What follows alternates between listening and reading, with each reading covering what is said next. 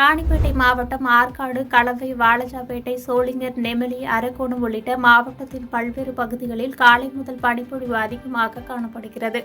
மிகவும் அடர்ந்த பனிப்பொழிவு உள்ளதால் பொதுமக்களின் இயல்பு வாழ்க்கை பாதிக்கப்பட்டுள்ளது. பனிப்பொழிவு காரணமாக மிகவும் குளிர்ந்த சூழல் நிலவுவதால் பொதுமக்கள் வெளியே வராமல் வீடுகளில் முடங்கியுள்ள சூழல் ஏற்பட்டுள்ளது. அதேபோன்று சென்னை, பெங்களூரு தேசிய நெடுஞ்சாலை மற்றும் நகரின் முக்கிய சாலைகளில் செல்லும் வாகனங்கள், முன்னால் செல்லும் வாகனங்களும் எதிரே வரும் வாகனங்களை கூட பார்க்க முடியாமல் முகப்பு விளக்குகளை எரிந்துவிட்டவாறு செல்கின்றனர்.